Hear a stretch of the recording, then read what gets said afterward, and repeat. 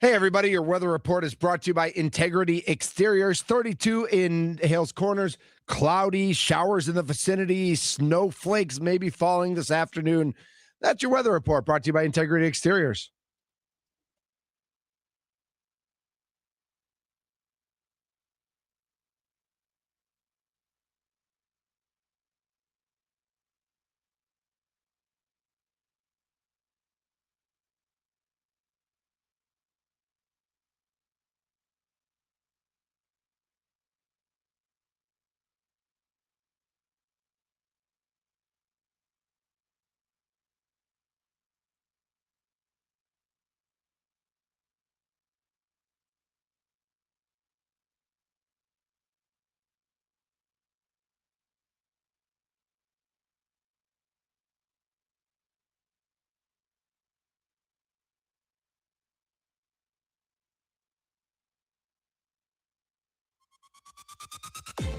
A Super Bowl champion. The Green Bay Packers have won the Super Bowl.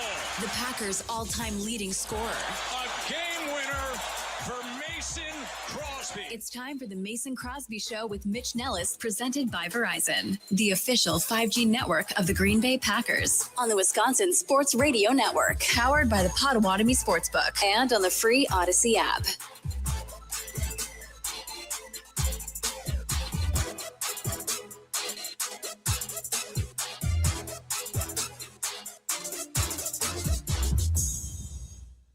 Am I missing something? The Big Ten Network right now has Big Ten wrestling on the mat and doesn't have the Big Ten tournament on? Like, is it somewhere else? I mean, because I got ACC, I got Big 12. I mean, I'm gonna end up watching McAfee, of course. But, like, is the Big Ten tournament not on? It's got to be, right?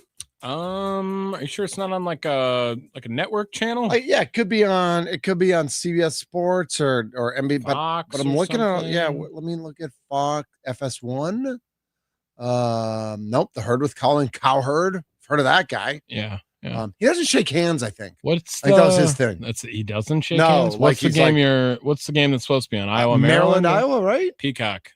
Oh, it's just only on Peacock, huh? So I got to watch it on my phone instead of on the TV we have in here. Yes, sir. High noon. This is the Mason Crosby Show presented by Verizon. Mike.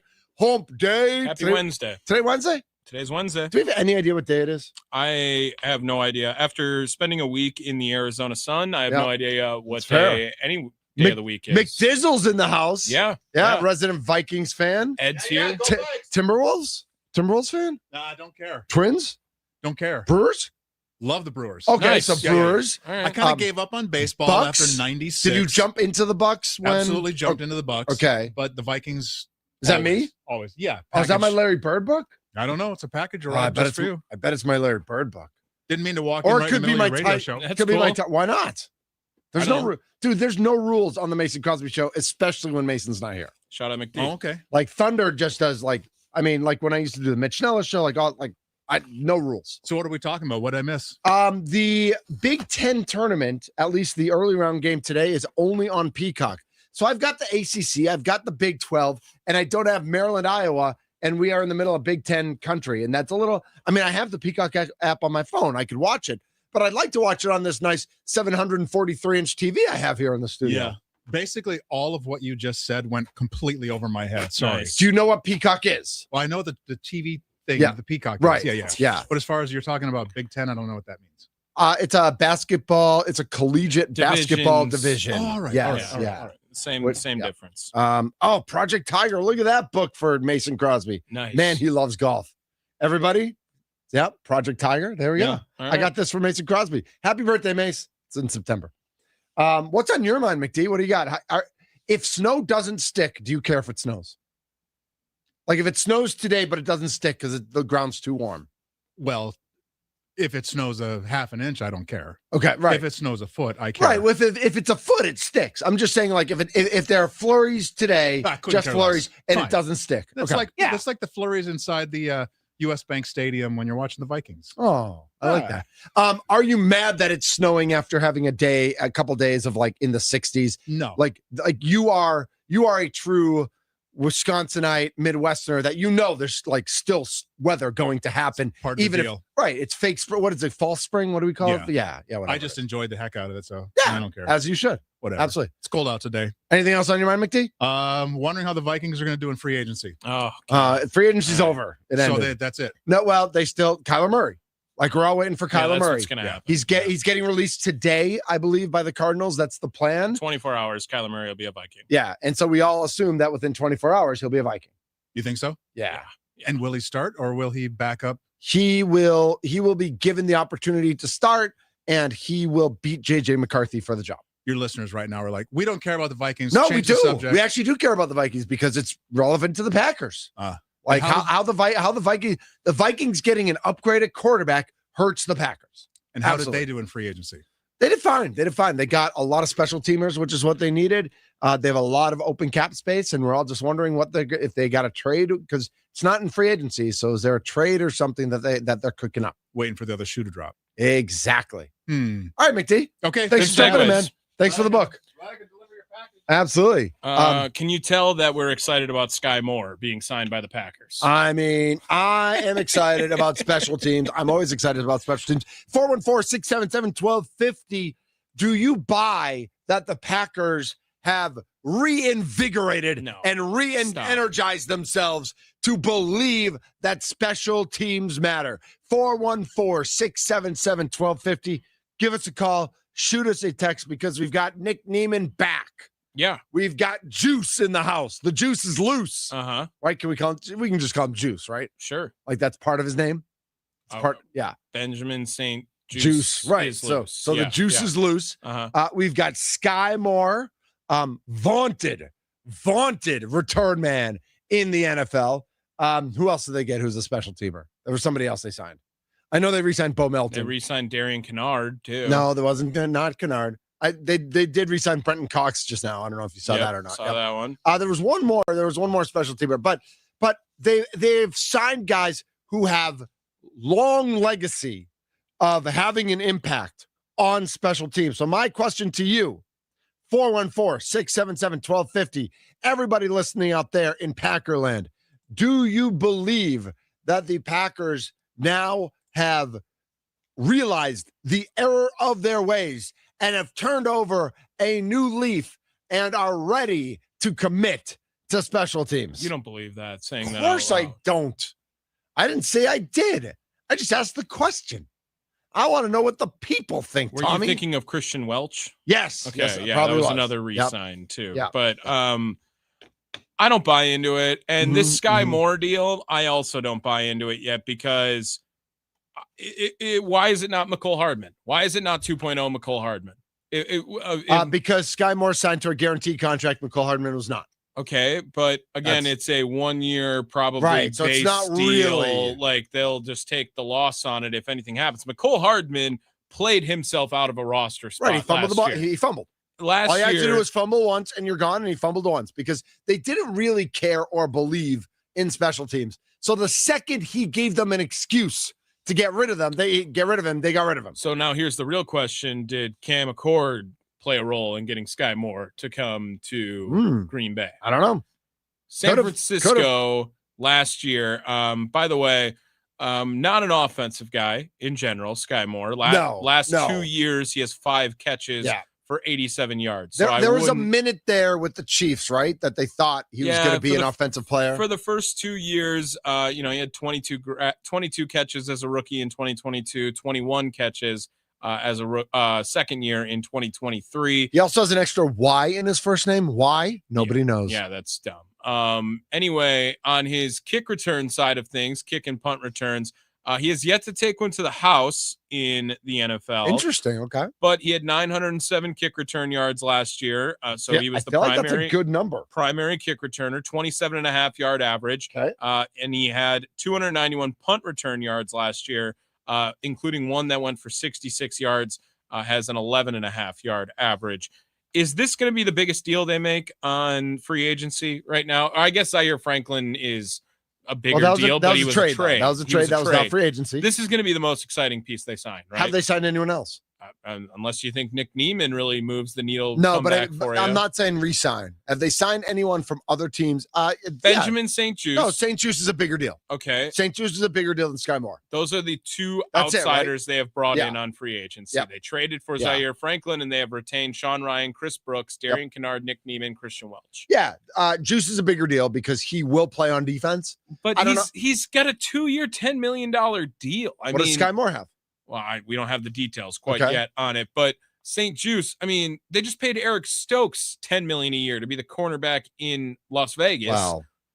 Maybe an overpay, but it's also Vegas. I'm just saying that 5 years or a $5 million deal for St. Juste, like that's not a lot to invest in the cornerback. They've made 2 inconsequential signings. They are waiting to restructure and clear out the money they want. They've got something planned, whether it's Carter or not. Or they're just waiting to get all the comp picks next year, and they don't want to sign anybody because they don't want to ruin their comp pick situation. What if they are gearing up to offer Trayvon some more money? Would you be okay with that? After Trayvon Diggs? Yes. I don't think he's getting that much though. Like I would take Trayvon Diggs back for sure. Why wouldn't you? Right. But he's not getting a bigger deal than Stokes got after the year he had. Well, he already got paid by the Cowboys. They just Reek Woolen has fallen off a cliff since coming in too, and he just got $15 million for a year. Right, for 1 year. All right, so Trayvon might get a 1 year 12. 1 year 12. 1 year 12. I'd sign him for 1 year 12. Can they wait till later to get him? Can they get him after June 1st so then the money can clear as they like, or are they going to have to figure something out now? I wonder how much that goes into how much Goody is talking to the agents, right? Doesn't Trayvon have the same agent as Jordan Love? Wasn't that part of the deal? Melgata, yeah. And so I'm sure that Goody has a good relationship with Mel, and I'm sure they talk. So I'm assuming Trayvon's on the radar on some level. I'm absolutely in for bringing Trayvon back, partly because I still think that cornerback room needs another, like getting rid of Hobbs and bringing in Juice to me is a wash. Like maybe Juice isn't as terrible as Hobbs was, but he's not much of an upgrade. And already, if the cornerback room was the same as it was last year, it was still a man short. And so bringing Diggs back would at least get them personnel-wise up to the number of cornerbacks they need to go forward in the NFL with the appropriate number of cornerbacks before the draft. I get it, before the draft. But I do think that that's where we are right now. Trayvon Diggs absolutely in play. But if Trayvon Diggs wants like a 3-year, $40 million deal, there's no shot. If he wants a 1 year 12 and a prove it deal, I think the Packers should jump in on that. From the Nicolay Law talking text line 414-677-1250 if you want to be a part of the Mason Crosby show today. And who doesn't? Yeah, a couple of things coming in here. 920 says that snow falling in Fort Atkinson already now. That comes from Frank, so be careful out there. Frank and Fort. In Fort Atkinson. A couple other notes coming in from the 414. Sky Moore is going to be getting a lot of kick return works with the defense. We were fielding this year from Tim and Hale's Corners. I get it. It's Sky Moore is being brought in as a specialist. I will just believe it when I see it with this team because I don't believe that Sky Moore changes everything on paper from what we just read and what we have seen so far in him about the special teams that have been a problem my entire life for the Green Bay Packers. The personnel part isn't the issue. How the coach activates things is the issue. I just said this. It's the culture. Right. I just said this on 9 to Noon with Brandon and Rami is that the problem when you have the general manager and the coach both reporting to the CEO and that the coach doesn't report to the GM is that the GM can construct the roster however he sees fit. Yeah. And if Goody wants special teams to be a priority, he can go and sign guys who play on special teams. But Matt LaFleur has made it clear he doesn't give a crap about special teams. He couldn't care less about special teams. He thinks he's the smartest guy in the room. A lot of times he is, but his special teams coaching is absolutely bankrupt, and there's nothing to show us that that's going to change. In the 262, it was more than one fumble in the preseason. Be better. I don't know if he's telling us to be better or McCole Hardman, but I don't think either of us were arguing for him to be on the team. He lost. He played so bad. I have never seen someone who had a roster spot play so bad and had to lose it. He played terrible. It was not good. And that's why I think it's a culture thing. From the 920. So if they would have overpaid like the Raiders, it would be a better deal for us. Come on. No, I'm just saying that. Like if we had signed Stokes for 30 years. Well, I'm just or gave St. Juice that money or something like that. What? I don't understand the point of the texter. I'm just saying that I'm not going to get excited for a $5 million signing because if he's accepting that and that's a role, like Keyshawn Nixon was just making $4 million a year, guys, and we all wanted him cut. So I'm just not. I would rather them spend more money in someone more qualified to get that money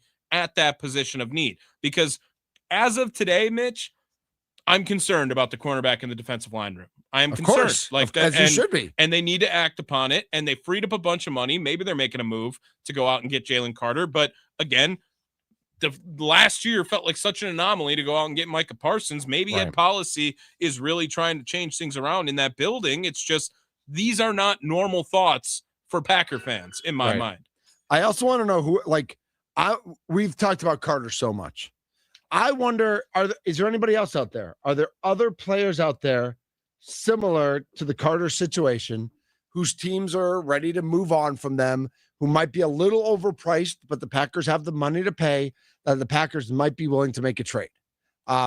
Because I really don't think the Packers are interested, and not that there's anybody left in terms of free agency. I mean, Rasheed Walker's it. By the way, how's Rasheed Walker doing, right? Like, is he weighing his options? So Rasheed Walker, if you remember, the ESPN had the top 100 list of the best free agents available. Right there. It's on camera. Number 5. He is number 5 on that list. He is the highest ranked guy to not have a contract. Trey Hendrickson, obviously getting his deal with Baltimore today. By the way, there's no way in hell if I'm the Packers, I would have signed Trey Hendrickson even if it's a 2-year deal for $60 million. Yeah. As opposed to, which is what it's going to be, a 2-year deal for $60 million because he's going to be old by then. I think that's a horrible deal. I know the Ravens think they're the smartest people in the room for finding an out from Crosby and bringing in Hendrickson. Yeah. But I don't like that. That they way overpaid. I don't think anybody else was within $20 million. Of the other members of the top 10, and just continuing to look here, top 15. So there's one other member of the top 20 in ESPN's highest ranked free agents heading into this year that does not have a contract. And we've already talked about him in this show. It is Kyler Murray at number 18, which really doesn't count. Right, doesn't count because he's not a free agent yet. And Rasheed Walker, listed at number 5, does not have a contract. So he's number 1. He's number 1 available right now, free he's number agent 1 as of right now. Yeah. I don't know if I see that, but even if you go from top 25, there's only one other guy you can add, and that's Jawan Jennings, added to this as well. Still on Rasheed Walker watch to see if he's going to get a deal today. Well, and who's the kid from the Colts, the offensive tackle? Braden Smith, 2-year, $20 million. Is that who you're talking about? Yeah, the 20 or 25 might have been 2 for 25, but still not a big contract that he signed with the Texans. Up to $25 million. Okay, and if that's the deal that he got, like, how's Rasheed Walker going to get a better deal than that? Like, Rasheed Walker can't be rated that much higher than that guy, right? Well, I think all the projections showed him getting $20 million a year. That was probably the biggest guess. I think who's still up there who's looking at Rasheed Walker as their starting left tackle at $20 million a year. You have to wonder how interested everyone was with him, because otherwise he'd have a deal by now. And I think a lot of people came to the conclusion last year that Rasheed Walker, doesn't need to be the starting left tackle of the Green Bay Packers. 2 years ago, you probably wish they got a deal done, but now the Packers have their offensive line set up. It's going to be Jordan Morgan. It's going to be Aaron Banks, Sean Ryan, Anthony Belton, and Zach Tom. And Snide said at the end of the show, that's a good thing, right? You know your offensive line. Now it's all about staying healthy, and that's really the most important. Even more than we know, they know what position they're going to be playing. They can prepare for it during the OTAs, during training camp, all those sorts of things. We are the Mason Crosby Show, presented by Verizon, the official 5G network of the Green Bay Packers. We're going to talk some World Baseball Classic, and is Mark DeRosa a secret agent for the Italians? We're going to talk about that. We've got Thunder Watch coming up today. Eli Berkovits, Book of Eli, NFL Packer Report. He'll join us at the top of the 1 o'clock hour. McCalvy and Hogue both did a little Brewers opening day roster prediction, so we'll break that down in the 1 o'clock hour as well. Bucks lose to the Suns last night, 129-114. Outscored 29-17 in the fourth quarter after trailing by just 3 after 3. They gave up a half-court 3 at the end of the third quarter, and it's like that slow motion meme where like your heart breaks like in slow motion. That's what happened to the Bucks last night. They literally were shattered by that 3, and that was it. Brewers are at the Reds today at 3:05. On the bump today for the Brewers, Gasser is scheduled to start. Also scheduled to pitch Grant Anderson, Craig Yoho, Trevor McGill, and Jared Koenig. Right now, it's Maryland playing Iowa. I think Iowa's up by like 10 or 11. But following that game will be the USC-Washington game. The winner of that game, why that's relevant, the winner of that game will face the Badgers tomorrow at 1:30-ish. The Badgers will play at 1:30-ish. Tonight, Xavier at Marquette at Madison Square Garden. That's a 5:30 tip. That's also on Peacock. So Peacock will go from the Big Ten to the Big East. And the Bucks don't play again until they play tomorrow night in Miami against the greatest scorer in the history of the NBA. Somebody give Bam Adebayo his flowers. 83 points last night, Tommy, for Bam Adebayo. If you had 43 free throw attempts, how many are you making? 43, in game. Right. I was going to say, are you sending me to the gym right now and I'm just shooting 43 straight, or I'm playing a game and in the flow of the game, I shoot 43? Why don't you answer that? You can ponder on it. We'll take a break. Okay. If I send you to the gym right now, you send me to the gym right now. Right now, you can get a 15-minute warm-up session in. Wait, I get 15-minute warm-up? Yeah. Okay. 43 free throws. How many are you making? 43 free throws. All right. I will definitely think about that. Todd lets us know draft and develop does not work. Packers rebuilding since 2011. That's on the YouTube. Remember, you can catch us on YouTube. You can catch us on Twitter. And if to get any link of anything you missed on the show, just text Crosby to the Nicolay Law Talking text line 414-677-1250. Packer talk all day. We're going to get into the World Baseball Classic when we come back. And how many free throws? Give me 43 free throws? Yeah, think about that. This is the Mason Crosby Show presented by Verizon.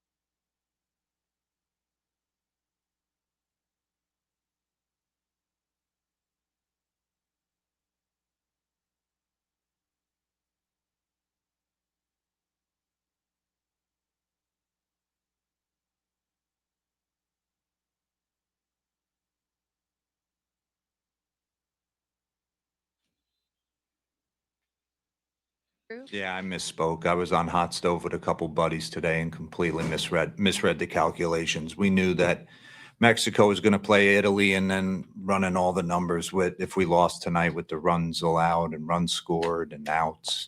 So I just misspoke.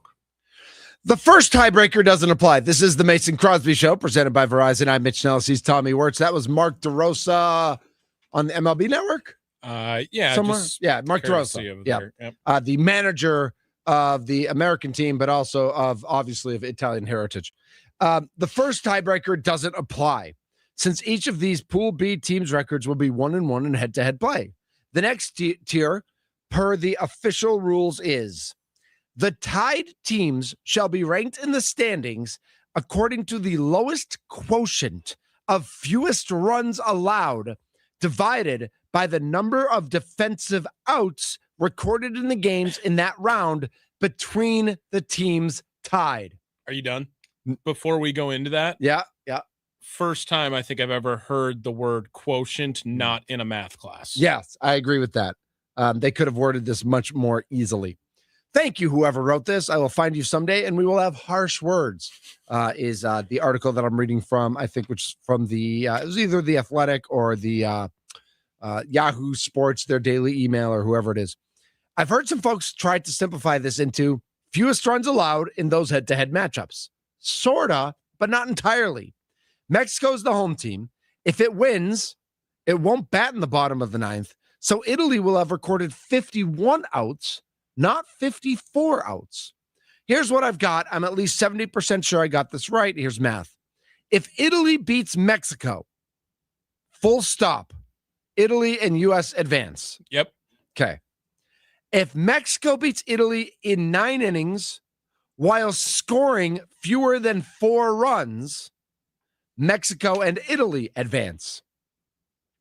If Mexico beats Italy in 9 innings, scoring 5 or more runs, Mexico and U.S. advance.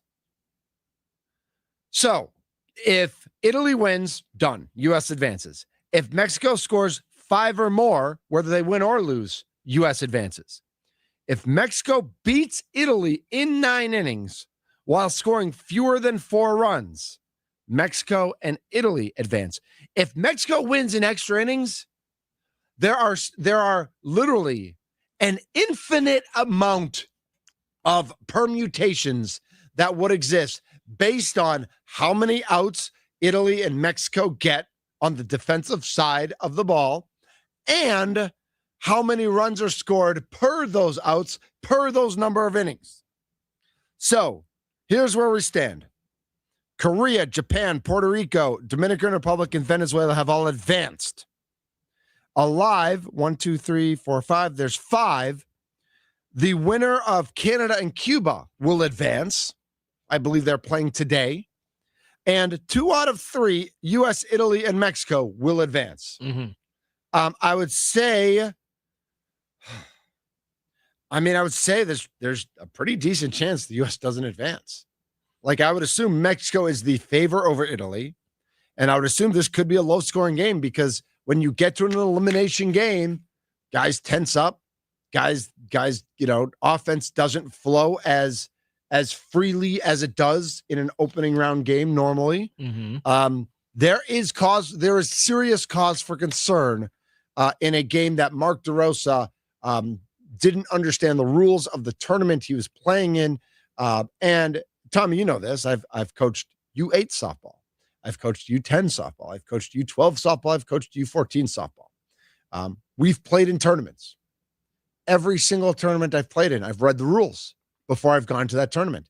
And there have been numerous times when looking at tiebreakers where I will take the rules out in game to figure out what needs to happen based on runs allowed, run differential, whatever this might be, and figure it out like, oh, we want, and I will say, I don't think I've done this, but I've seen other coaches involve stall tactics, mound visits to their 12-year-olds just to get a game so it doesn't go one more inning with the chance to lose the timer by run rules. Yes, all that. But it's because those coaches know the rules of the tournament they're playing in. And Mark DeRosa, the manager of the American team in the World Baseball Classic. Long time. What would you say, utility infielder? Yeah, did I make that up that he played for the Brewers? No, he played for the Brewers. Yeah, he had a Indians, stretch. Yep. Reds, Giant maybe. Yep. I knew, he bounced on Mets maybe. I don't Braves, Rangers, Cubs. He never cracked camp with the Brewers because he doesn't have definitely anything the there. Cubs. Yep. He was a longtime Cub. Yeah, Cardinal, Giant, National. Last played in 2013 with the Toronto Blue Jays. Okay, so longtime player. Utility infielder for the most part. 16 years. 16 years. That won't give you the knowledge of what the rules are in this tournament. But it sure seems like he's screwed up, Tommy. Well, not only did he screw up, he also screwed up the easiest job in sports right now. I mean, managing this super team. And that's what it is. It's a super team. Yep. And all you had to do was understand the rules of the game. And yesterday, the big bleep moment was Clayton Kershaw was warming up in the bullpen. Okay. And then Mason Miller had to get hot once he realized the game was like, oh, wait, this matters. Right. Now. How many runs we give up actually matters. And now Mark DeRosa, a lot of people feeling he screwed himself out of getting a major league job because of this big blunder. Yep. Because, again, it's pretty baseline. All you have to do is manage this amazing team. And the day before, even saying guys were out partying and drinking, enjoying it. And now all that footage is being scrubbed from MLB.com and other social medias. So they know it's a terrible look. Right. Like the interview we played, you can't find the precursor to that. Correct. Right. Like it is gone now. It's gone now. They have scrubbed a bunch of evidence of what he has said in press conferences because this is a colossal mess up right now from Mark DeRosa. And the WBC, I don't know what I feel like we've kind of had this conversation, if not on these airwaves on this show, it's been on other shows. Yep. It seems like it doesn't have the same lure of Olympics to what the hockey team has got, right? No, absolutely not. However, across the rest of the world, they're all in on it, right? And like I said, I think I said this last week when you were out, Tommy, it does not nearly have the allure of that until you get to the Final Four. Sure. And when it becomes US, Japan, Puerto Rico, and the Dominican Republic are your Final Four, who are the four favors to get there, like then it gets real. Because part of it is because then we know every player. But we know every player on every team. Then you've got, kind of like you had that little dust up with Raleigh and Rosarina. You've got teammate on teammate crime, like we had with Duran and Anthony the other night. But the more you get into high level play, then it gets real. It's not real yet. We didn't think it was real yet. Italy decided to flip the table on us. And on top of it, it could become a big problem with marketing in the US if you have this super team and you don't make it to the knockout stages. Right. And those games are still going to draw because their fan bases are going to be there. Yeah. But what an embarrassment that you have these games. Where are they? Miami is the finals in Miami, is I believe. Japan has got the finals. Japan has the finals. Yeah, the finals. Yep. But what an embarrassment this will be for all these games being played in North America right now. It's one of the worst. It's one of the worst. His words, miscommunications, but really lack of understandings in all of pro sports competitive play. I feel like right now. Bobby Witt Jr., Gunnar Henderson, Aaron Judge, Kyle Schwarber, Will Smith, Roman Anthony, Paul Goldschmidt. What's Clement's first name? Ernie. I thought it was Ernie, but it just seemed like too much of an old person's name. And Pete Crow Armstrong was your starting nine last night. So Bryce didn't start. Harper didn't start. They said that DeRosa gave some of the guys the night off.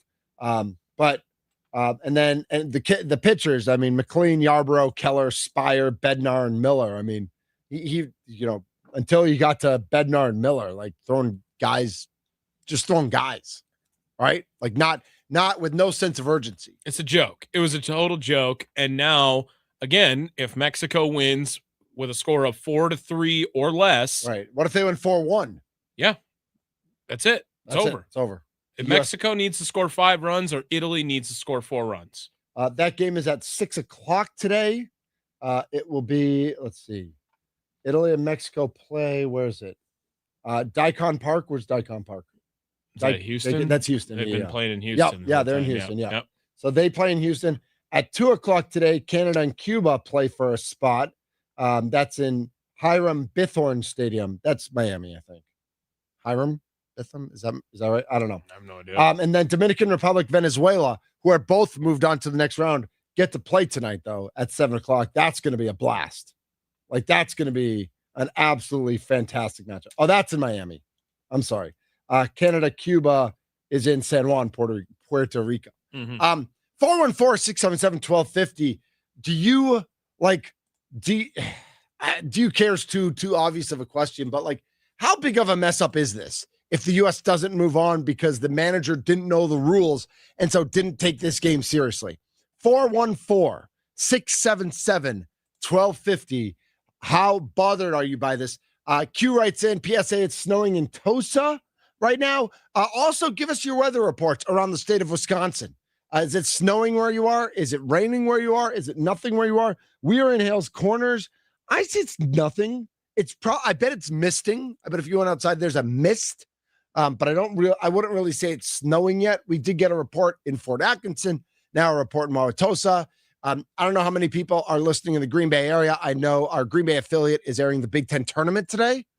So they've got Iowa, Maryland going on right now. But if you're in Duluth Superior, if you're in Wausau, or if you're streaming anywhere on YouTube or Twitter or the Odyssey app or the iHeart app, where you can find all those places, you can find the Mason Crosby Show presented by Verizon. Let us know your weather report. And if you're bothered, I mean, I'm not bothered. Like I don't really care about the World Baseball Classic. And I love the fact that Bryce Terang would get to come home and play for the Brewers. Leads the tournament in doubles right now, by the way. But like the overall concept of how idiotic you need to be to get these things wrong, and that nobody else pointed it out. No assistant coach, nobody in the American baseball front office said, no, we're not like just look at the standings. We have not advanced yet. Well, and we are not in yet. Yes, 2 days ago on Hot Stove, we want to win this game, even though our tickets punch to the quarterfinals. Right. I'm going to get some guys off their feet. No question about it. What? How do you get that wrong? Randy and Greendale chips in. Hey, Thunder, it's sleeting downtown. 262 says, don't you feel the players should have questioned why they were just throwing the game away? And I think that's kind of the question is like, all right, all these players who played, especially on offense, are still good players. Now they faced Michael Lorenzen, who we all know very well because he pitched for the Reds for so long. Now he last pitched for the Royals. He's on the Rockies now. He last pitched for the Royals. Just saw him last week in spring. Oh, did you? Yep. Did you say hi? Nope. Snow in Muskego, by the way. I think the players should have been like, why don't we have a pitcher ready? Like, why don't we have a start? Like, I don't. You tell me, Tommy. You know baseball better than I do. Who's this? McLean? Yeah, he's kind of the top. He's the top pitching prospect for the Mets. Made 8 starts last year. Okay. He was kind of the guy people were asking for instead of Sproat in the trade for Freddie Peralta, but he was always off limits because he's a top 10 prospect in the sport right now. But 3 innings, 2 hits, 2 walks, 4 strikeouts, 3 earned runs in 3 innings. Gave up 2 homers as well. Yeah. When his name was out there, it was the silly dragon meme, right? It was Logan Webb, Smart Dragon, Tough Dragon, Paul Skeens, Turk Skubal, and then it was Nolan McLean kind of on the side there. I like that. Right. So definitely. Did you like that, by the way? That was a pretty good impression of it. Yeah, that's what I was going for. Team Italy just came to show out, man. And we had Vinny Rottino on a few weeks ago, maybe a month ago, saying that Team Italy, don't sleep on them in the World Baseball Classic. And Andrew Fisher's been doing awesome as he's been there too. Everyone loves to see that in Brewer country. Sure. I just still can't believe this. You're talking about it from coaching an AAU softball team, how every tournament's different. There's always rules in them that you have to keep an eye on. And he didn't do that. He thought it was going to be easy. And to everyone else's point, yes, I mean, the coaching staff is loaded with people that you've all heard of too. I know Adam Wainwright's like the pitching coach, right? I mean, how does no one understand the concept of the run rule that comes into this? I don't know if it's going to play a factor in this, but if DeRosa loses based on this run rule, it's going to be one of the biggest mistakes we have seen in a long time from a manager. I'm going to egg his house. Oh, really? Yeah, I'm going to egg his house if they lose this. Somewhere in California, probably, yep. right? Snowing in Germantown, snowing, but just light snow in Muskego. That's Chris writes in. And then 218 from Superior chimes in, sunny and 36 after 4 inches of snow last night. So they got a little bit more than a dusting. They got 4 inches of snow in Superior last night. I assume that's not enough to call off school in Superior. No. No, those kids go to school. Yeah, those kids are still real. Yep. Yeah, they're not like Tennessee kids or nothing like that. Yeah. Another one coming in from the 414. He didn't lose the game. Top of the order stunk in the first 5 innings. Aaron Judge's strikeout. Not the manager's fault. Snowing in Oak Creek. That's another one that I saw. Aaron Judge, it's so weird how he can be the best hitter in baseball and the last guy I want up in the bottom of the 9th inning. Yeah. I mean, he's just, isn't that weird? Just crumbles every time, it feels like. Yep. That doesn't make any sense. 414-677-1250 is the Nicolay Law Talk and text line. Keep those coming in. World Baseball Classic. We're going to get back into the Packers at 1:00 with Eli Berkovits, and he's going to jump on from Packer Report. Thunder Watch next. We're gonna do a quick look at men's basketball scoreboard. Okay, and then do Thunder Watch when we come back. This is the Mason Crosby Show, presented by Verizon.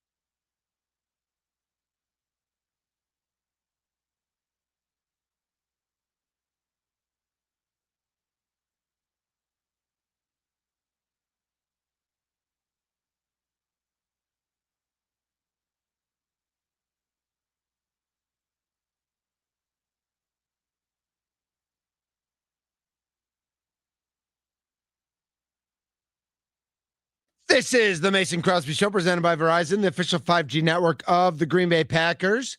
We're live in the Wisconsin Sports Radio Network studios powered by the Potawatomi Sportsbook. And we will be at the Potawatomi Sportsbook for the first day of the basketball tournament that's in March with young adult men who play for different educational institutions. It's madness. You're it's absolute madness. Can't say that. You just got fined by the FCC, bro. Or by the NCAA. I don't know. By Sparky. Or by one of the three. That's right. So we'll be there all day Thursday. Can't wait. We'll be in the annex, which is right next to the sports book. Tons of TVs, tons of food. It's going to be fantastic. And speaking of NCAA men's college basketball, huge slate of games already underway. Iowa State, ranked 7th, is up on Arizona State 47-18. So what's up, Hurley? Okay. Yeah, what's up? Iowa with 3 minutes left is actually with 150 left, leading Maryland 69-57. They're at the free throw line. So Iowa will move on in the Big Ten tournament, and they will face Ohio State tomorrow. NC State beating Pittsburgh 83-74 in the ACC tournament. Kentucky beating LSU. I can't believe Kentucky's playing today. Right. Like that, like how, I mean, has that almost never happened that Kentucky's a first day SEC tournament participant? They are beating LSU right now 51-47 and tons more games. St. Bonaventure with the first final of the day. They beat up on LaSalle 99-80. Shout out Woj. Yeah, exactly. In the Atlantic 10 tournament. Now it is time for Thunder Watch. Thunder Watch. Current list here. Luke Fickell. Hold on. Before you tell the list, Tommy, tell everybody who we took off on Monday. We did a little bonus jump it off of Thunder Rashawn Watch. Gary. Yeah, Rashawn Gary got removed. Had been on Thunder Watch, so we took him off because he's gone. No longer relevant. See you later, bro. Anymore. Yep. So we wish you luck in your future endeavors. Current list: Luke Fickell, Doc Rivers, Chris McIntosh, Giannis, AJ Green, Jimmy Haslam. Concession prices at Pfizer Forum.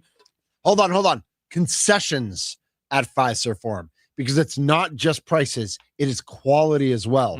Because a lot of times they put food out there under heaters and they sit there for 20 minutes and get dried out and gross too. Brandon Woodruff, Shaka Smart, and Mason Crosby.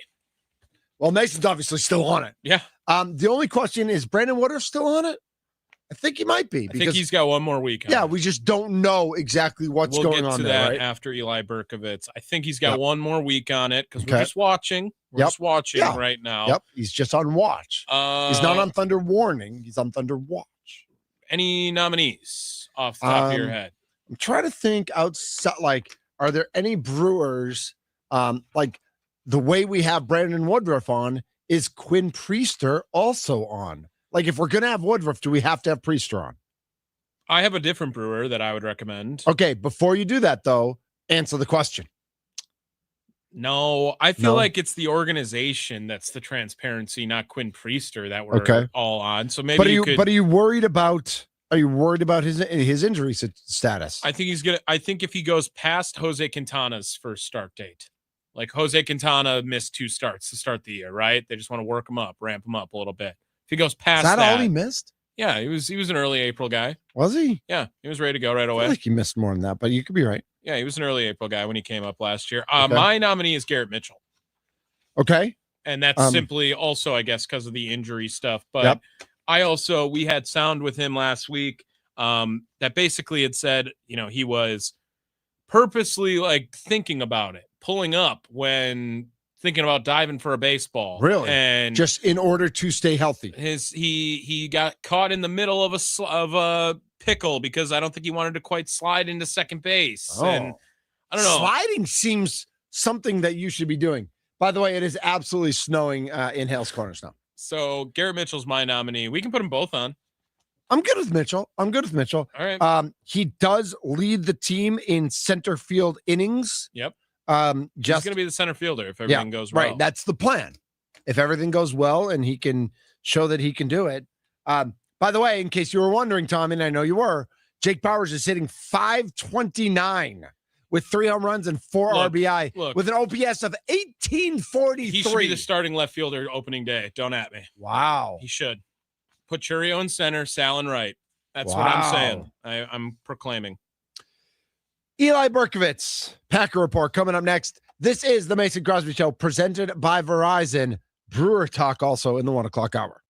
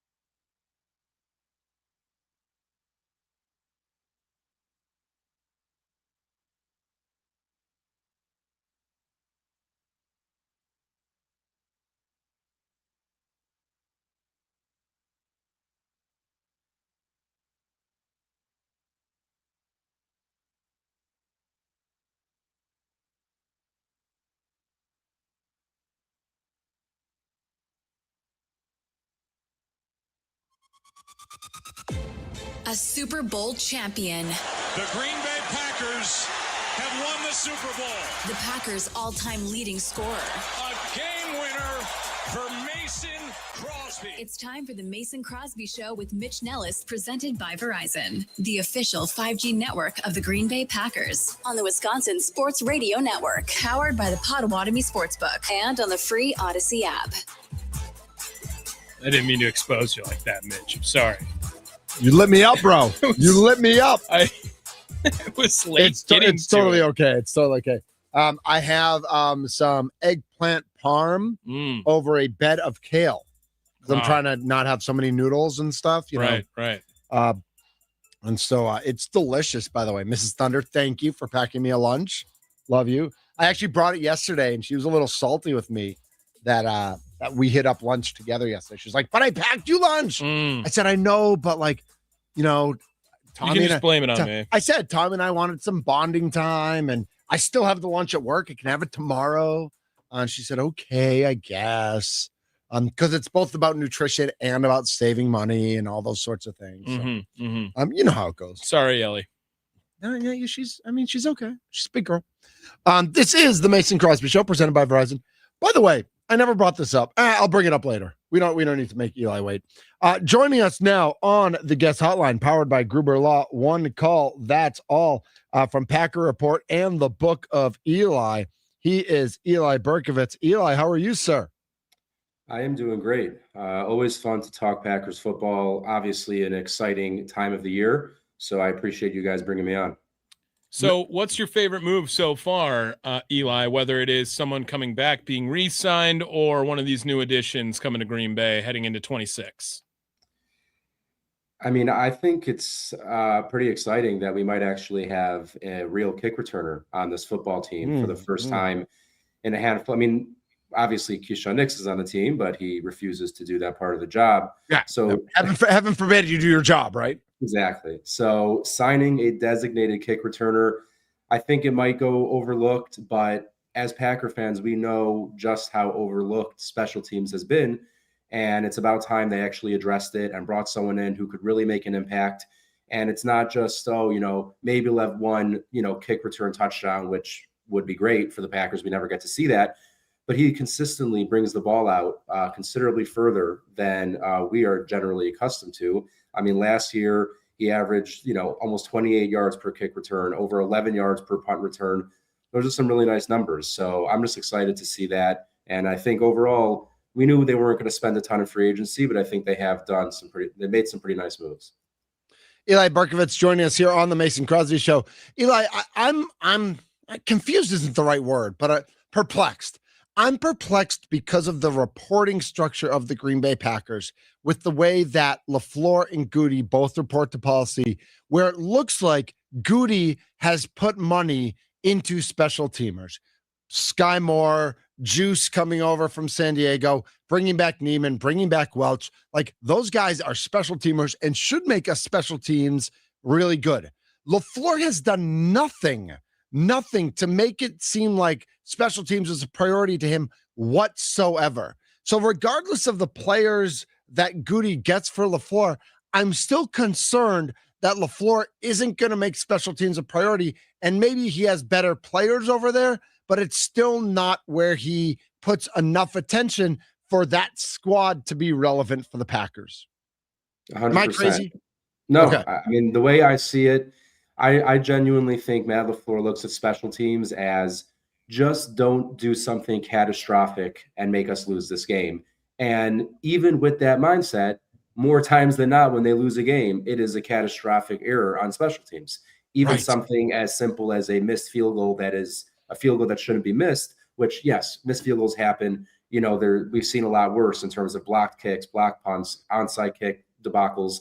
But for a team that just clearly is like, as they like to say, right, the bar is in hell. They're not looking to win games on special teams. They're not even looking to be positive in special teams. They just don't want to be overtly negative. And yet, when they lose games, it is almost always, you can look at that game and point to something on special teams as being at least part of the reason they lost.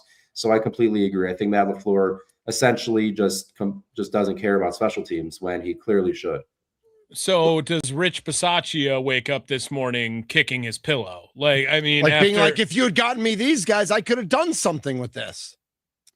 I don't know. I mean, the whole Bisaccia thing is obviously very strange. The way it ended, waiting multiple weeks after the season, and then him just stepping down and leaving. Now, obviously, back in the college ranks. But I don't know. I mean, one thing I did give credit to Bisaccia for last year was their coverage units. They really were very good. They did not give up really any big returns on punts or kickoffs last year, but it was everything else that was a disaster in terms of field goal kicking mostly, obviously, and then that onside kick against the Bears. So right now, I won't pretend to be some sort of expert in the new special teams coordinator they brought in, but I do like the young blood. I like the change of scenery, and you just got to hope, like, it can't get worse, right? So we got to hope that we can just get at least a little better. And I do think some of these additions is definitely going to help that.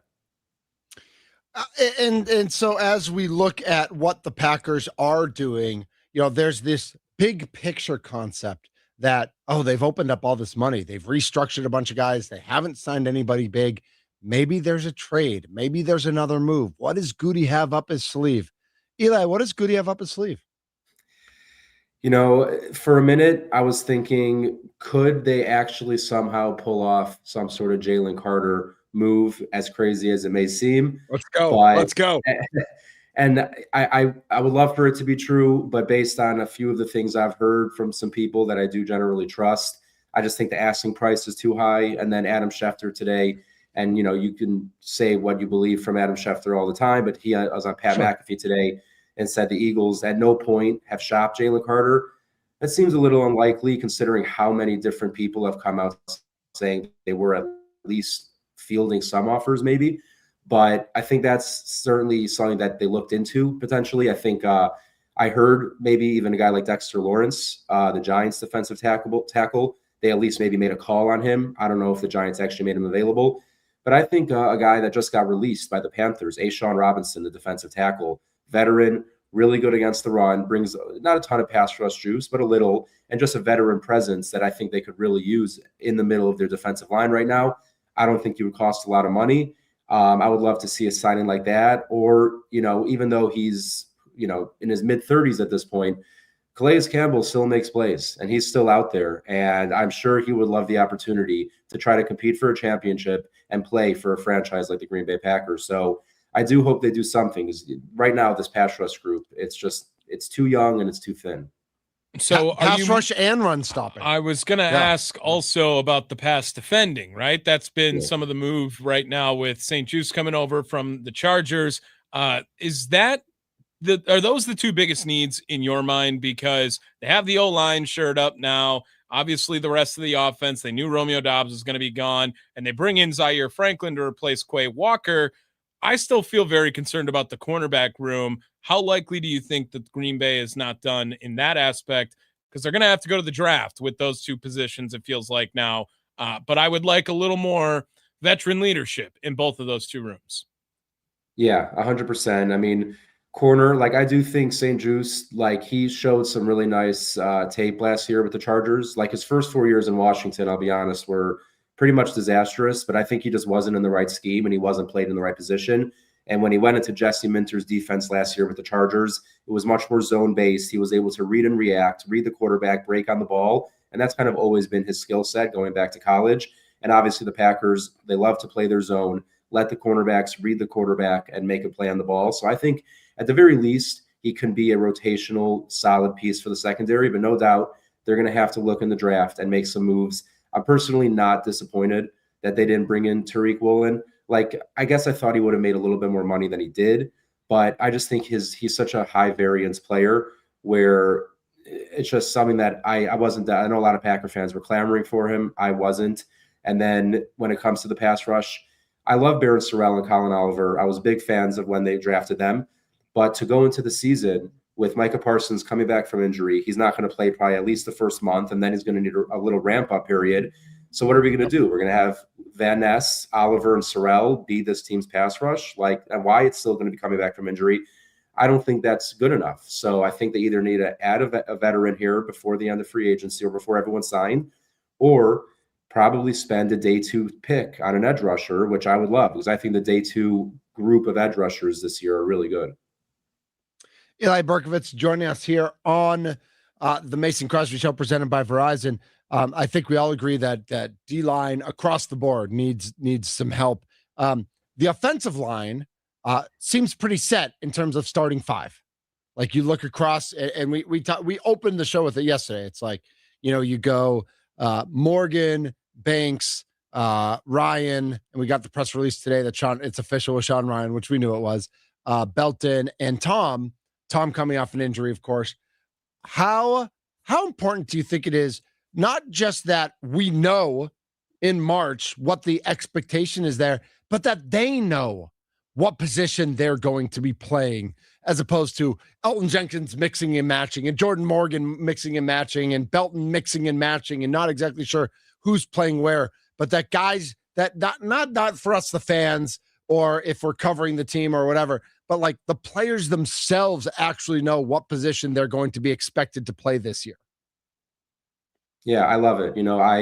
I understand the Packers wanting to be versatile on the offensive line. I think it has come up in the clutch many times for us, and I have no issue with that. But sometimes you're taking guys and you're forcing them into positions that maybe one day they could be good at it, but they're not ready for it yet. They haven't practiced enough at it. And you just throw them into an NFL game, a guy who played tackle his whole college career. Okay, now go play guard, figure it out. Not only play guard, but play guard on the opposite side of where you play tackle. That's a really hard thing to do. And also the whole rotational thing, like, look, yes, you want competition. You want to figure out your best five.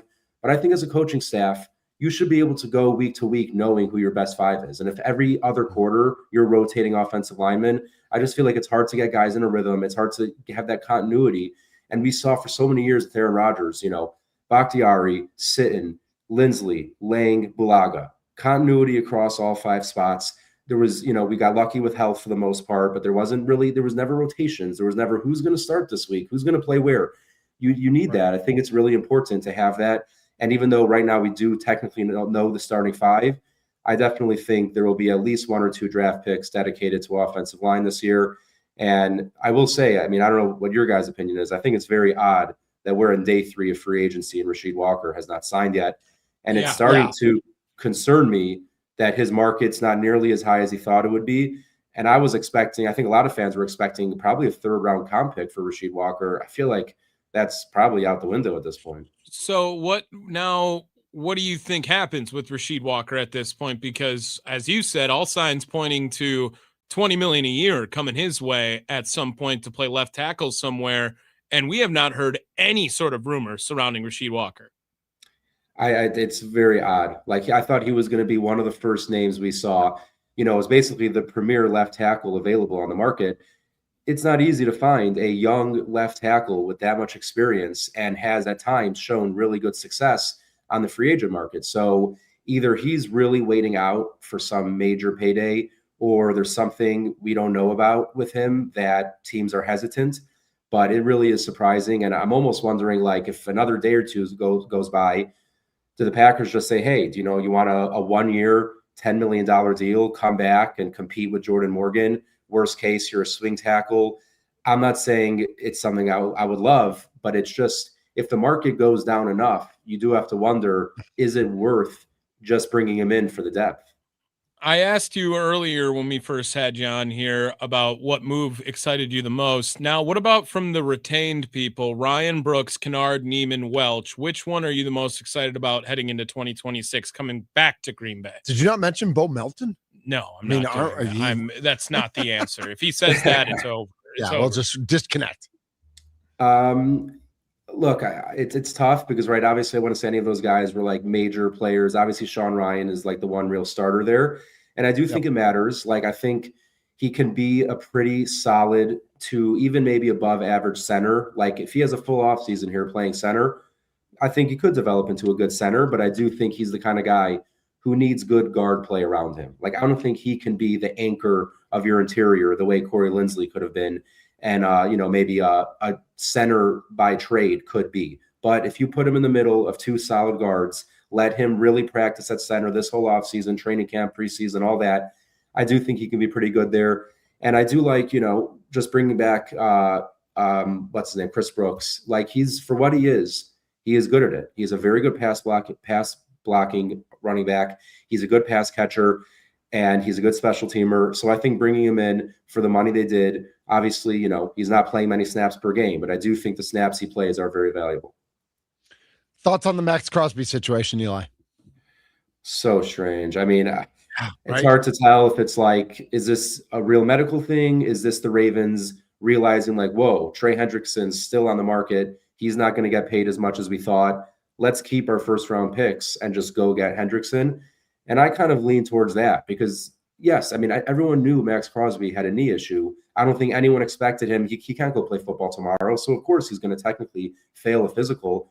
So I think it was simply the Ravens not expecting Hendrickson to be available 2.5 days into free agency, not expecting his market to be as soft as it was, and realizing, why are we trading 2 first-round picks for a 29-year-old edge rusher when we could just sign a 31-year-old edge rusher who is healthier and probably a better pure pass rusher, at least at his best, than Crosby, and save our picks? So it's very strange. And now I just want Crosby to stay, in Vegas. Like, I think every Packer fan immediately thought, like, oh boy, now where is he going to go, right? Or the Bears going to call, or the Lions going to call. Just stay in Vegas and, try to go and help out Fernando Mendoza on the defense.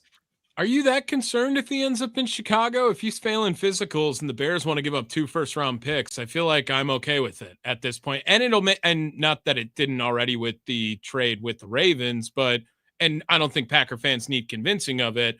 If you're getting the same value for Max Crosby that you are for Micah Parsons in a trade, sure feels like Green Bay comes out like bandits already again. Yeah, I mean, if it's 2 first-round picks and a massive contract, like, I guess I would be like, all right, worse things can happen than the Bears giving up 2 first-round picks for a guy who's failing physicals. But at this point, I can't imagine any team giving 2 first-round picks for Crosby, maybe not even 1. Like, if the Raiders traded him at this point, it could be just like a day 2 pick, and they'll just be like, look, we got to get this contract off the books. We just Green Bay signed. Packers. Green Bay Packers. Yeah, look, if we wanted to call number 2's available. Malik Willis is not on the team anymore. Crosby number 2. Crosby number 2. That would be very fun. I feel like it would be very anti-Packer move, but who knows, right? We thought the Micah Parsons trade was very anti-Packer move. So I just think at this point, it almost wouldn't make sense unless the Raiders just desperately, will not play for the Raiders and they just want to get that contract off the books. I don't think it makes sense for them to trade him at this point from what is likely going to be going from 2 first-round picks to, like, at best, probably a 2nd-round pick, maybe even worse if the knee is really that bad. Eli Berkovits joining us on the guest hotline powered by Gruber Law. One call, that's all. Somebody tweeted last night, explain Bam scoring 83 in NFL terms. And you replied, playoff Jeff Janis. I think Tommy's going to get a little upset. Tommy wants more respect put on Bam Adebayo's name than playoff Jeff Janis, I'm guessing. But there is an element of like this guy, like Bam is the guy who to break Kobe to best Kobe Bryant in the modern era of NBA for most points in a game, with all due respect to Wilt. Yeah, that was what a performance. I mean, it was obviously the 4th quarter got a little bit like, all right, like NBA 2K, just give him the ball and let him take as many shots as possible. But it was very fun to watch. And yeah, I mean, to be fair, Bam Adebayo is obviously a much better player in the NBA than Jeff Janis was in the NFL. But that was kind of the first thing that came to mind for me. And I think it's fitting enough. So I stand by it. Nice. And as we move forward to, there's Rasheed Walker and nobody else. Kyler Murray. Is Kyler Murray going to be a Viking? Do we just assume he's a Viking? Or I feel like he will be. I would say I would be at this point. I don't know where else he would go. Maybe Pittsburgh, but like I'm sure he would love to just go play in a dome, throw to Justin Jefferson, have Kevin O'Connell be his coach. It just makes too much sense. I do think he'll be a Viking. And who's the Packers' backup quarterback going to be? That's Justin a good Fields? Question. I mean, could they bring in Fields for a year? I wouldn't be opposed to it. It would be very, you could use him in the same package as Willis, get him on the move. That would be fun. I haven't even thought of that, but I certainly would not be opposed to it. But if we're just going based on what we have right now, I kind of feel like they're going to like Desmond Ridder there, just as like someone who has NFL starting experience. He's someone that if you were in a serious pinch, I think you could get by without catastrophic results.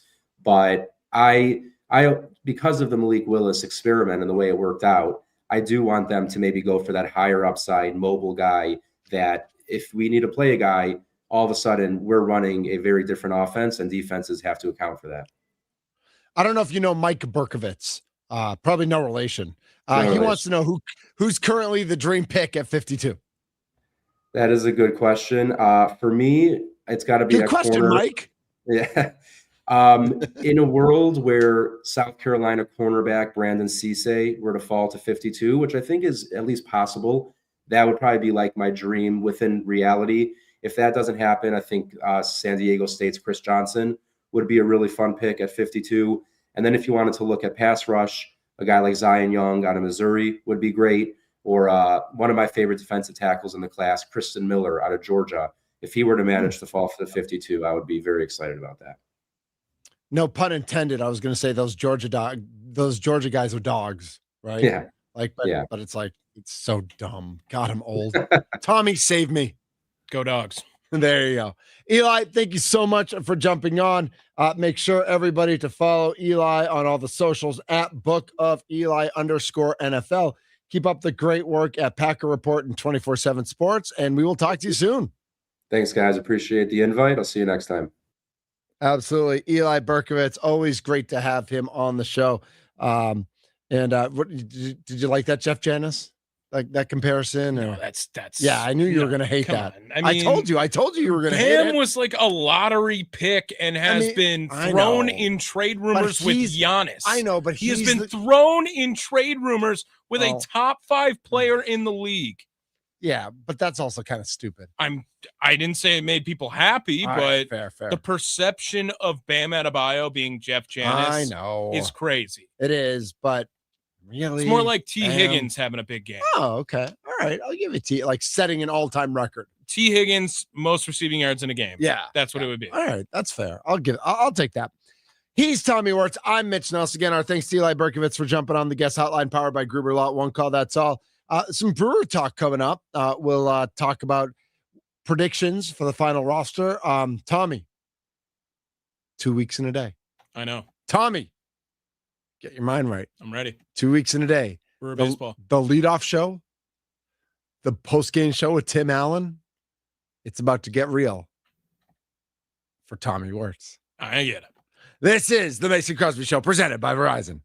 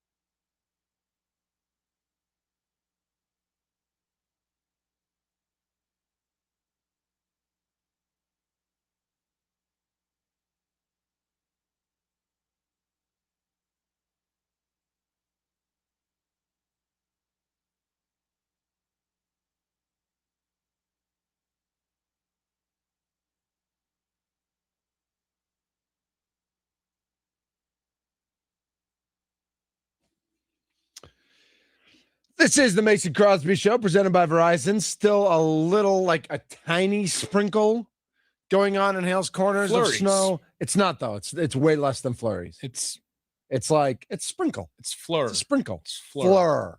Yeah. Flur. A flur of snow. All right, not to get political here. Okay. But are you going Dairy Queen Blizzard or Culver's Concrete Mixer or McFlurry or Frosty? Like what? Like, and I know, and we love you, Wendy's. You're the best. Like, I'm never not going to get just an original chocolate Frosty. Like, I'll always get that. But like, if you had to get like something with all the mix-ins and all the stuff, I think I go Super Wisconsin. I go Concrete. Concrete Mixer. Yeah, I think so. Okay. I think you can just pick and choose two of like anything they have, throw it in there. Yeah, I think that's my choice. Yeah, okay. That's my 1-1. Yeah, that's my Bam Adebayo 83-point night. That was my Blizzard. I made the connection between Blizzards are good too, man. Like no disrespect to anyone in the game. Maybe if the ice cream machine worked more at McDonald's, we'd be there. Big Rumble, one of her best friends, their family owns a local Dairy Queen, so we do head up there quite a bit. And I don't know if we get a discount or not. We definitely don't get them for free, and I wouldn't want them for free. Like if your friend owns something, like it's cool to get something for free, but I want to support my friends. Like I do want to pay and like help them with their business. Like I know a lot of people. I have a friend who's a caterer. And she tells me all the time that like people are like asking her for free food. And she's like, this is my livelihood. Like, why? Like, you're supposed to be my friend and support me. Like, you can get the friends and family discount, but I can't just give away food. Do you give away food, Tommy? No. Yeah. Like you'll share food, but you're not giving away food. I know we're all making a big deal about Bam Adebayo, but Wemby is unbelievable. I was watching some of the Celtics Spurs game last night. And I know that the Spurs are in Milwaukee in a couple of weeks. Man, go check out Wemby. Dude is like Freak 2.0. If Giannis was Freak, Wemby is like Freak 2.0. He is a lot of fun to watch. Tons of college basketball going on. Congratulations to the UW Green Bay women making it to the NCAA tournament. They won their conference tournament, the Horizon League, over the weekend. I guess both Horizon League tournaments were in Indianapolis. Like they did like a whole big showcase type thing. And Green Bay was the only school that had teams in the men and in the women's in the Final Four for the Horizon. So I learned that by listening to Doug Gottlieb this morning on Inside Wisconsin Sports with Trevor and Josh, where Doug is going to attempt to continue every Wednesday, joining them at 8 a.m., which I think is good because as a former radio personality and professional, I think he adds a lot. I think he's got some good takes. And it's fun to hear him on the show. 414-677-1250. Will Brandon Woodruff start opening day for the Brewers? Will Quinn Priester? Will Jacob Mizorowski? Will someone else? Would you take the field after those three guys? And what will the opening day roster look like, knowing that most of the spots are spoken for, but not all of them? What are you thinking about the opening day roster, Tommy? Well, we did do a brief exercise of this last week on Spring Training Live last Friday with Tim Allen. And Hot Stove's on tonight, right? Hot Stove Weekly tonight. We will 5 to 7, Timmy and Tommy. Have some roster talk on the Milwaukee Brewers, but this comes from both, the beat. They kind of stay in line a lot of the times, the Brewers beat, that is. Adam McCalvey put out a mid-spring opening day roster projection on MLB.com, as well as our guy Kurt Hogue over at the Milwaukee Journal-Sentinel doing that as well this morning. And they are very similar into their approaches on who is going to be a part of the opening day 26-man roster. Now, again, it really doesn't matter all that much on opening day. There is some lure to the first game of baseball, and you're there, and they're believing in you to start the season. However, we know how quickly things change, injuries pop up, and what can that be a part of the decision-making process for that opening day 26-man roster. However, very similar results from both Kurt Hogue and from Adam McCalvey with their articles on who they are predicting to be a part of the Brewers opening day roster. Ooh.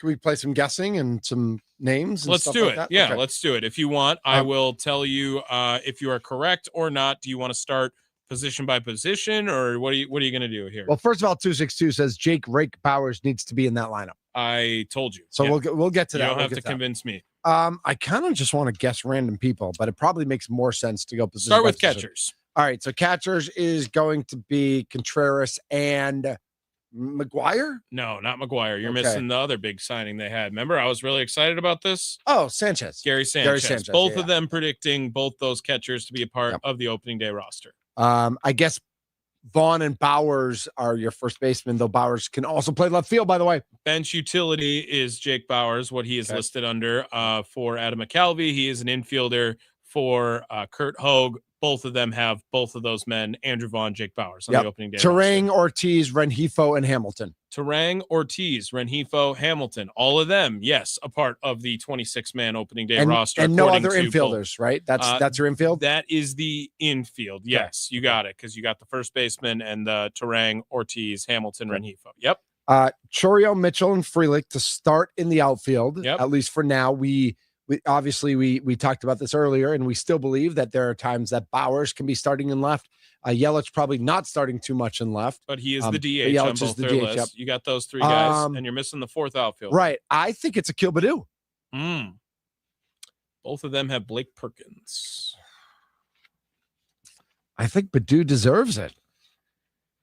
I'm kind of over Blake Perkins. Like, I like Blake Perkins. I like him as a backup defensive guy, speed guy, but I don't love Blake Perkins. And I think I could like Akil Baddoo bet more. I don't hate the thought. And Akil Badoo's been having a great spring, doing very well in the Cactus League. He has the most innings in left field of any Milwaukee Brewer at this point in spring training. He's played 5 innings in center field. He has not played right field, though he has said he could play all 3. Blake Perkins has played 13 in right field. He has played 18 in center, and he has only played 5 innings in left field. Blake Perkins, the familiarity with the Brewers. I know. And it's Blake Perkins. He is also Pat Murphy's guy. I mean, Pat Murphy loves Blake Perkins. I know.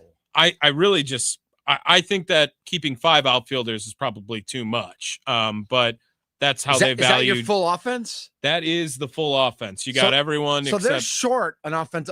They carry an extra pitcher because there are teams that will carry all those offensive players. Yelich the DH. Right, I know, but there are teams that will carry all those offensive players. 4 outfielders, 1 extra infielder, the extra utility player, which is Bowers, and then they'll carry 1 more offensive player. Well, they have 13 on here because of Jake Bowers. Is it 13? It was 13, yeah. 2 catchers, Jake Bowers, and then the other 5 infielders, 4 outfielders, and Yelich. Okay. Yep. All right, 13, I guess, is right.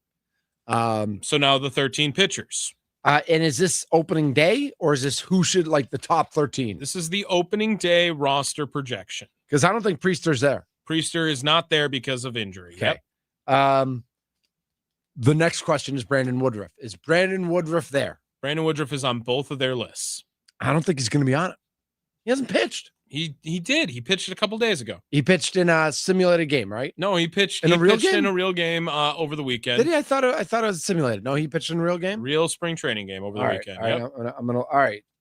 So then, if he came out and no. As far as we know, Brandon Woodruff looks like he is projecting for opening day. Like they didn't say, oh, he's hurt or he's banged up. Nope. All right. So that's one of the pitchers. All right. So Woodruff. Miz. Yep. Chad Patrick. Yep. Ashby. Yep. What's the kid's name? Hamilton? Harrison. Kyle Harrison. Yep. McGill and Uribe, both there. Koenig. Yep. On both of them. Hall and Gasser? Hall is there. Robert Gasser is not there. Okay. Gasser is starting today, by the way, against the Cincinnati Reds. Yep. And so he continues to start. My assumption, he's got a 7.36 ERA in spring training. He's had a rough spring. Only 3 2/3 though. 4 hits. He hasn't given up any home runs. 3 walks in 3 2/3. 3 earned runs. Hasn't pitched great, but hasn't been. I mean, he hasn't pitched that much either. All right, so no Gasser. Can I tell you, Aaron Ashby was listed as a starter on one of their lists and a reliever on another one of their lists. I would challenge whoever had him as a starter that like he might be an opener. I don't think they're going to use him as a starter this year. Like they did say they would plan to stretch him out in the beginning of the year. Him and DL Hall. Do you think him and DL Hall and Harrison. So 3 lefties in the rotation. Possible. With 3 righties. Depending on Woodruff's health, I think is the real case. Grant Anderson on both of their lists. Yes. Because you need another righty. How many more pitchers are there? 1, 2 on one list. Well, actually 3 on each of them, but there's 2 constants on there and 1 different guy on each list. I could guess, guys, but I'm going to let you you fill us in. The Isaac Collins and Nick Mears trade would lead you to believe Angel Serpa is going to be a part of this Brewers team. He's really only pitched 2 innings? Serpa? Yeah. Well, he's with Venezuela. Yes. You're right. Okay. Yes. Got it. Yep. Another WBC arm, Rob Zastryzny, with Team Canada right now. And holy crap, that's a lot of lefties. The lone difference. Okay. Easton McGee making the opening day roster for Adam McCalvy, and Brandon Sproat making it for Kurt Hogue. Easton McGee has thrown 4 1/3 scoreless innings in spring training, 5 strikeouts, 1 walk. Brandon Sproat has also thrown 4 1/3 innings in spring training, 7 strikeouts, 2 walks, but he has a 6.23 ERA. With Sprout, his stuff is just so disgusting. Yep. I don't know how people hit it. How are you hitting a 100-mile-an-hour sinker? I don't get it. Maybe it doesn't sink quite the way. He's got to work on some of his other stuff. But with the Easton McGee making the opening day roster for it was Adam McCalvy, he has Aaron Ashby listed as a starter, assuming he will be stretched out. Kurt Hogue has Easton McGee not making this, and Brandon Sproat is that other man. I have a Sproat question for you as a follow-up. But first, let's get to Scotty Tiffany on the Nicolay Law Talk and Text line.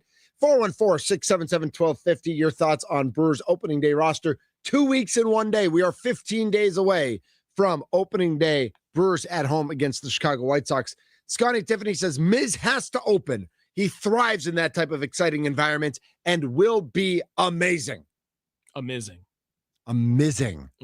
Would have been a better T-shirt than the one they got out. It would have been. I don't think I continue to disagree. I love him in that environment, but I don't think he needs that environment. I think he'd be just fine in day 2. I think here's what I want to create.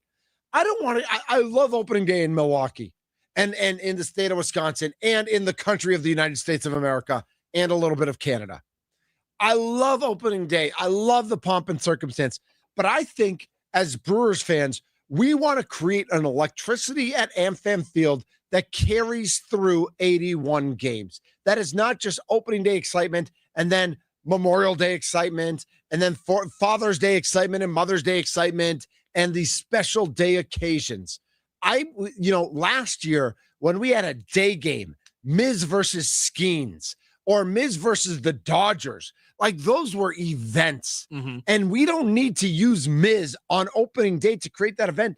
Let's sell out opening day for Woodruff or whoever might pitch. And let's make day 2 another opening day. Well, let's make day 2 another unbelievable event that you can't miss, where you've tailgated all day on opening day. You've gone to the game, you go home and then do it again for day 2. Don't let 8,000 people show up at the park like they used to for day 2. Let's sell out day 2. Miz starts game 2. Well, that's my argument. If Woodruff's healthy, he absolutely deserves game 1. It's not even a question. Opening day, it shouldn't. The Miz has no argument to start opening day if Brandon Woodruff is 100%.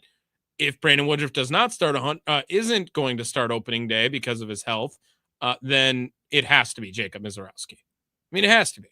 Who else are you going to throw out there? Can't be Priester. Now you're talking about an Aaron Ashby opener. I hate that. Or stretch out as a starter. One of the two. It's going to be Jacob Mizorowski if it's not going to be Brandon Woodruff. And hell, I wonder if Chad Patrick has any say in it too on being opening day guy. Patrick or Ashby? Well, I think I'd rather see Chad Patrick. I would rather see it just because I don't know Ashby. That he's earned it. I think Ashby's earned it more than Patrick has. Probably, but again, maybe it's just me kind of poo-pooing on Aaron Ashby a little bit too. I think that Jacob Mizorowski gets opening day if Woodruff can't, and I'd rather see Patrick get it than Aaron Ashby. All right, back to my Sproat question before we get to break. Brandon, you just said his stuff is filthy, right? His stuff is disgusting. His stuff is great, right? It's gross. Okay. So, do you want him to get the experience of pitching out of the pen in major leagues, being with the Major League Baseball team, or do you want him to get the experience of getting the ball every fifth day and really, working at that starting pitching mentality, which will not happen in Milwaukee this season, at least to start the season. But if he does that in Nashville with the expectation that somebody's going to go on the injured list and that he is ready to slide in immediately, similar to how I see Logan Henderson being used, assuming he's healthy. Yep, that's another miss on this list. Right. Obviously not there. Right, but both those guys get the ball every fifth day at Nashville and are ready for that spot start and are ready to come in and win that game. Like, not just come in and placeholder for 5 innings. They're not Carlos Rodriguez inning.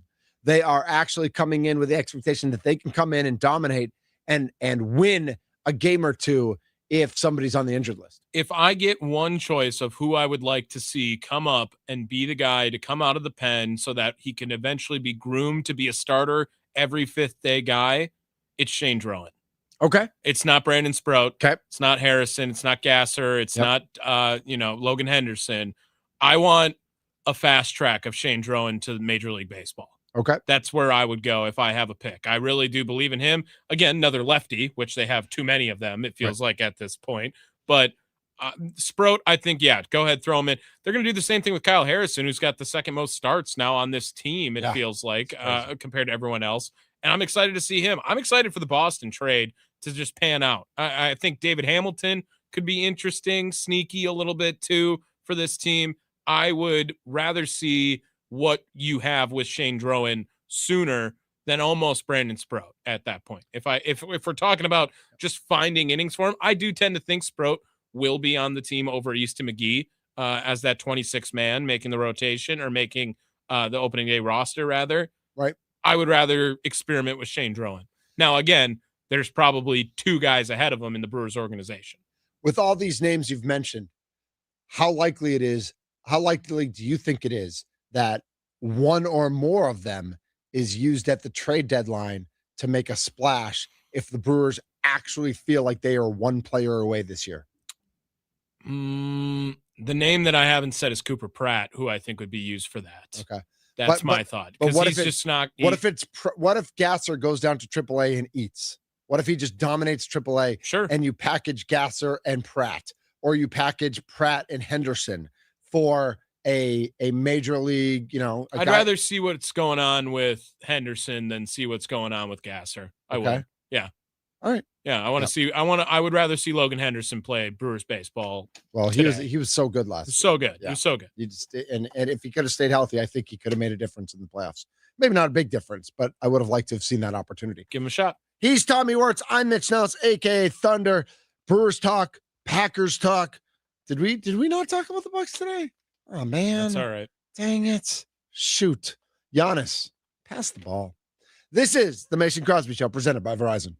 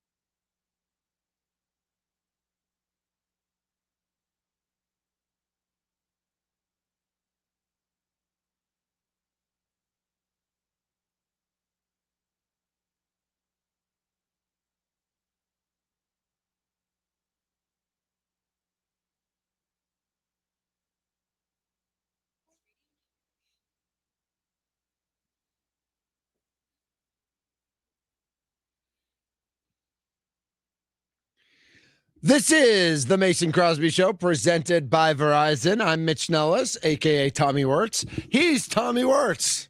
Nice shirt. Thanks, man. That's why I'm a.k.a. Tommy Wirtz, because I'm rocking Tommy Wirtz's shirt. I feel like it works better on you, though. Looks good on you. I don't know. Yeah, you think so? I have so many shirts just laying around this place. You have no idea. I believe it.